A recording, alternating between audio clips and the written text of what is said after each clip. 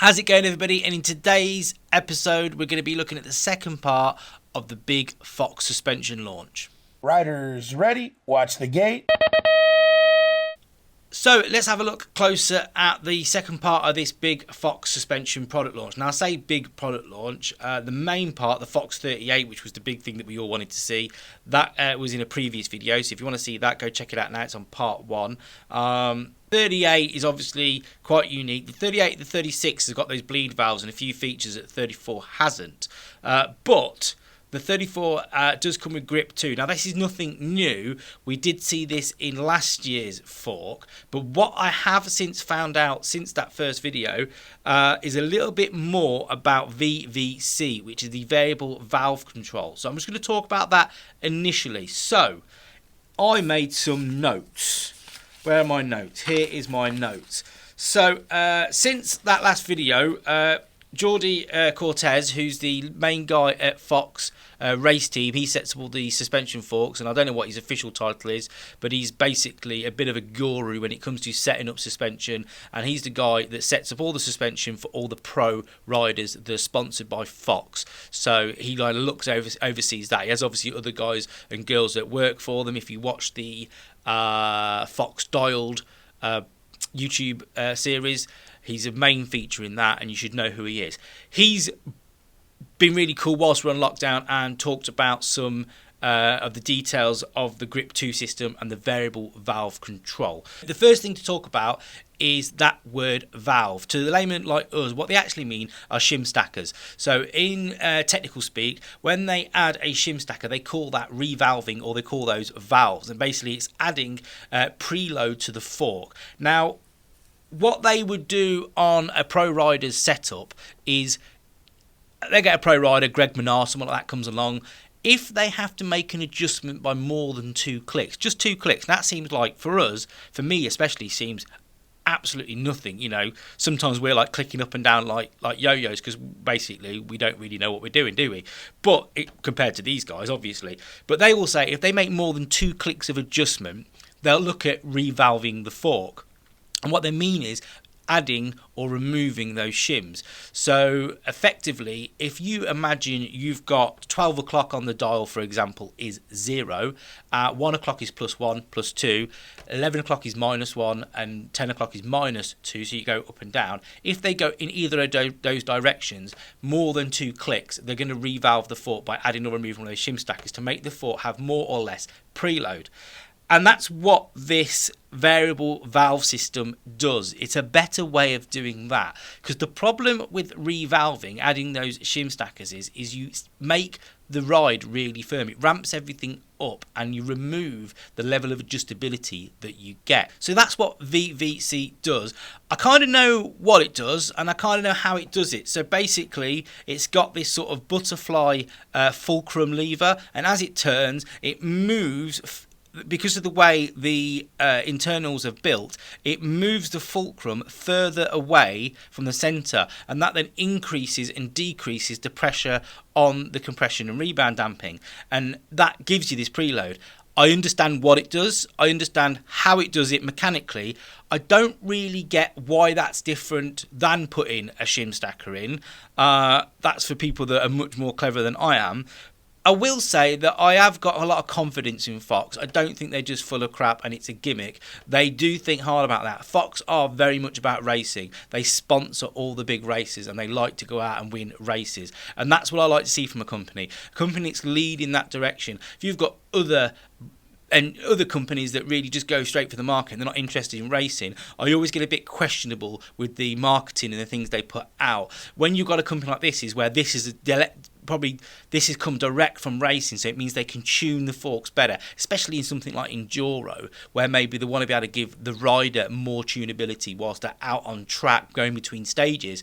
It makes a hell of a lot of sense. And to use Jordi's own words, he calls it a game changer. So for now, I'm going to take his word at it. So that's VVC. That's kind of how it works. Hope you understand that. I kind of think I do. The reason I wanted to bring it up first, because obviously it was a question we had in the previous video, but also it's in this new 34 fork. So they're launching this as the 34 Grip 2.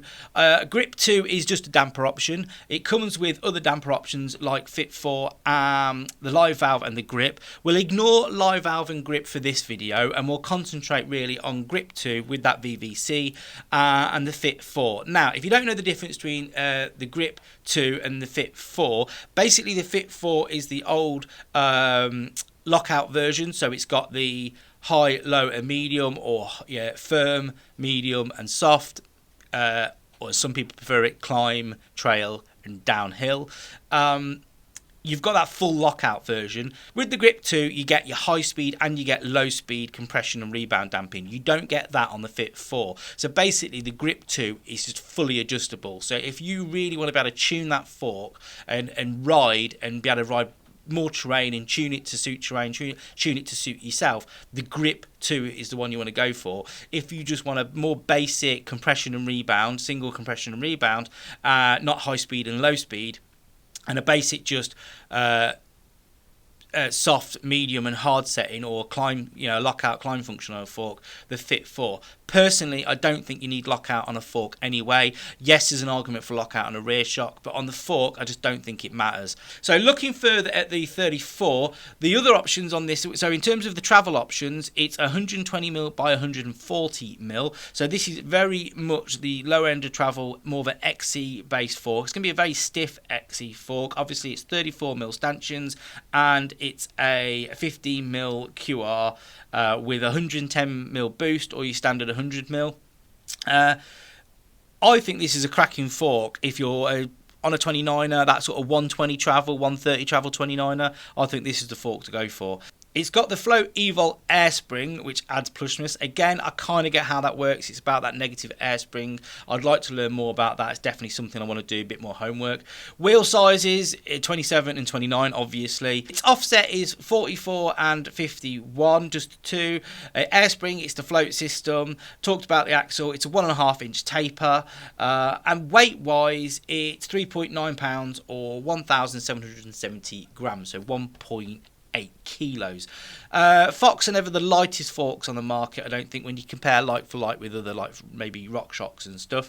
The factory series comes with the cashmere coating, and then it is available in those, it's available in a few different versions. So you've got factory, you've got performance elite, you've got straight up just standard performance, and again, it's offering an e-bike model. I spoke about this before. There's no details about what the e-bike model is, what the specifics of it are. Is it vastly different? Are there any different tweaks or anything like that? I'd like to know more. Is it just a case they add more preload and ramp it up and make it stiffer and make it harder to handle the extra weight? I'd like to think we're doing a little bit more for the e-bike market than just making it stronger and heavier. I'd like to think that there's different torsional loads and torques and different sort of forces being applied to the e-bike rider, and there's a different effect going on, and you'd want a fork that responds differently. Whether that's cost effective, I don't know. I can't see why it isn't. I think the e-bike market now is as big, if not getting bigger, than the standard bike market. So I'd like to see that. I'd like to know more about that. Price wise, it's $749 to $979. No, we haven't got any UK prices yet. I've not seen anything. They've not released it yet. I'm reluctant to give you a direct or put a direct exchange rate comparison on the screen, because I don't know what distribution and import costs and things like that are affected. It's not always a given that if it's $750 in America that it's going to be an exact equivalent in the UK. Sometimes it's different. So that's the Fox 34 Grip 2. I like it. I'll be honest with you, I'm not sure what we're seeing there that's brand new, but it's a cracking fork. I think it's pretty much the same as the last year's. Go out and buy it. I think it's good. It looks cool. It's definitely a fork I'd recommend, especially, like I say, if you're on a 29er, 120, 130 travel, that's something like that. Moving on to the Float DPX2. Now, this is their sort of lightweight, sort of cross-country air shock. That's how I understand it. So let's have a look at the specifics. So the first thing they talk about, X2 has got small bump sensitivity and meet DPS lightweight and simplicity. Now, we talked about marketing BS earlier. That, to me, is marketing BS. Small bump sensitivity meets DPS, lightweight and simplicity. What does that mean? That means nothing. There's nothing specific there at all. Yes. How does the small... How? What? It just does me head in, that does. Recirculating oil damper design for more control. Yeah, cool. Recirculating oil damper. Is there any more specifics to that? Have we got any more details? Have you sent any videos? No. Be great if you could send us like an internal, maybe a CAD drawing. Show us what you mean by that. How that gives you more control. It's got a remote option. So that's a big plus. So like I say, it's more of an XC, and if you do like the lockout, it's got lockout functions. So if you've got a remote option, you can do those 3 different lockout functions, or the firm, medium, and soft options.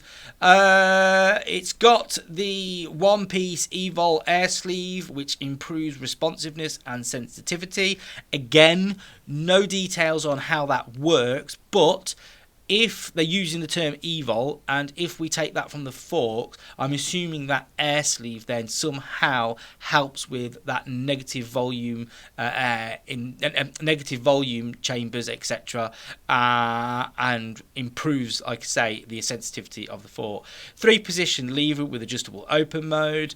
It offers 10 clicks to fine-tune compression. I wonder, so as the brainiacs at Fox talk about 2 clicks of tunability before they revalve a fork, I wonder if there's a similar comparison to the amount of clicks that you can put on a rear shock before you have to start using things like volume spacers. That's interesting. I'd like to know the answer to that. Right, so it comes in imperial and metric sizes, so it'll fit more bikes. And it comes in, it says factory series models come genuine cashmere coated, but it doesn't give any information about what different models it comes in. It's just got 2 price options, $559 and $579. Again, I can't give you any UK prices, but I'm assuming there must be 2 different versions there, because I think that's 2 different prices, not a range of prices. They're quite close together, because I can't see there being another shock inside that price range. Don't think there's any changes there from previous years, really. There's nothing jumping out. There's no major improvements. Good little shock. If you like it, buy it, you know. I mean, a lot of the time, here's a question before I move on, because we're going to look at the seat post next, and that is definitely something which I think is an aftermarket product. It's something you would buy separately. In the comments, if you've got this far in the video, if anybody's actually watching, in the comments, tell me how many of you are actually looking at these products as an upgrade to your existing bike. So you're looking at purchasing this shock or the forks as an upgrade or a replacement or whatever it may be for the bike that you've got. Or is it more a case of you're interested in this information because you're looking at purchasing a new bike and this may be the shock or fork option on it? Let me know in the comments. I'll be interested to hear about that. Always, like to get some feedback on that one. All new transfer seat post. I don't know why they call it all new. I think the only changes... Well, actually, no, they have made some changes. I think they've made some changes in terms of the overall length and how it stacks and stuff like that. And they've made some changes to the lever option. So the new lightweight underbar 1X lever design or 2X lever design, I haven't got a clue what the difference is. The lever itself is a matchmaker and iSpec compatible and iSpec EV compatible. So what that basically means, it's compatible with like Shimano shifters and stuff like that. So if you're running a shifter and you want it to sort of fit in nicely, you don't want to have extra clamps and stuff. And if also you've got an e-bike and you've got additional e-bike controls and stuff like that, so it's compatible with that. It's got a pattern penting clamp design that dramatically reduces the stack height.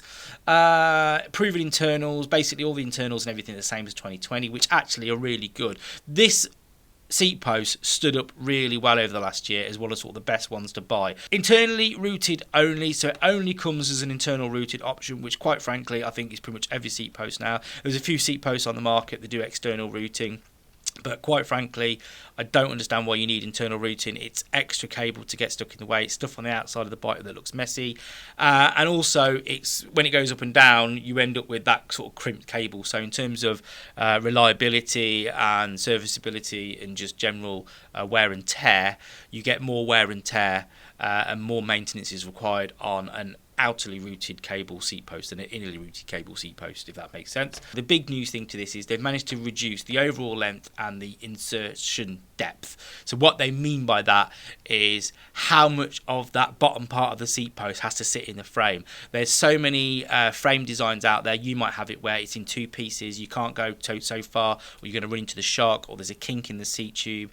There's all sorts of different geometry designs, which means you've only got, say, 150 mil or so many mil of actual seat tube for your seat post to go into. So I speak to a few independent bike shops, and one of the more common issues they have are people who have bought aftermarket dropper posts. They've tried to fit it themselves and they can't fit it themselves, and then they go to the shop and they're like, oh, they bought a dropper post, and they go to the shop and they go, oh yeah, can you fit this seat post while you're doing the service? And the first thing they say is that seat post won't fit, and then they get an answer like, yeah, it's 30.9 or 31.6 diameter, blah blah blah, and they go, no, because you're 5'7" and it will only go 50 mil into your seat tube or whatever. So if I just run through the overall length, the way they write it is it's 175 mil is 30.6 millimeters shorter than the 2020 Transfer, so that's an 8.6 mil insertion depth reduction. And I'll put them all on the website, and I'll put all this information on the website so you can actually see that, because that's probably something you're just going to want to reference and measure your bike and double check. It is 25 grams lighter than the 2020 Transfer. That is probably a lot to do with that shorter shaft. I said shaft, ho-hum. It's available in cashmere and black anodized. Its price is roughly $300 to $350 US. Again, no UK pricing, and I think that's probably just a difference between the two different models, is whether you want it cashmere or black anodized. If you've already got the 2020 version and you fancy that new lever, or you just need a different type of lever than the one it comes with, then you can buy the levers separately for $65. So yeah, that's the new Transfer seat post. Definitely good. There's definitely a few tweaks there to the 2021 version, which I think are worth, and it's nice to see that they're constantly evolving and going in the right direction. Again, I'll be interested to hear what your thoughts are on this product. I'll be interested to hear what your thoughts are on the whole Fox 2021 range, especially those Fox 38s. Are those 38s the fork that you're really keen to look for? I think I heard somebody compare them to the old RST Totems, which was like that big, massive single crown, big hit, chunky stanchion fork. So if you're a big hit rider, that could be the fork for you. Likewise, I think throughout the range, obviously Fox have got something for everyone. I think Fox make it nice and simple as well with their range, 34, 36, 38. You kind of know where you are. There's no sort of ambiguity in terms of what type of rider you are and what fork you go for. I'm not criticising RockShox or other brands and everything, but obviously I'll be honest with you, I've always got a little bit confused with RockShox and your lyrics and this, that and the other and all the different brand names, and you're like, well, is that one okay for this? Is that one aimed at that? And then there's different versions within them. But yeah, that's the Fox range. As always, let me know what you guys think. I'll be really interested to hear if you're looking at this as more of an aftermarket product, so it's an upgrade for the current bike you got, or you're swapping something out on your bike and this is what you're looking to replace it with, or is it more a case that you're looking to purchase a new bike soon, and this is potentially going to be the kit that's on it, and that's going to be what you're looking at. You want to go with stuff that's got Fox on it, or RockShox, or whatever the case may be. Or do you look? Are you looking at buying a new bike and instantly getting it swapped over for some of this stuff? Answers on a postcard. Make sure you leave it in the comments. If you're an engineer and you know more about suspension design and suspension engineering and overall engineering than me, definitely get in touch. I'd love for you to tell me and educate me a bit more on some of these things that are going on in here and how it works. And if if you really want to, we might even get you on a video chat and then you can educate everybody else. If you're an expert on other things, get in touch if you want to tell us about it. We're going to be starting to do a few video chats. I've got a couple lined up. If you're an expert on anything else bike related, definitely get in touch. I might get you on to talk about that as well. We're going to be starting a new podcast soon. And so that's it. Yeah, if you like this video, give it a big thumbs up. If you didn't like it, then don't give it a big thumbs up. If you like what we do here, definitely subscribe. And if you think all this is a load of rubbish, then more fool you for watching it this long. You should have turned off a long time ago. Until next time, guys, stay safe and all that. See you around. Take care. See ya. Riders ready. Watch the gate.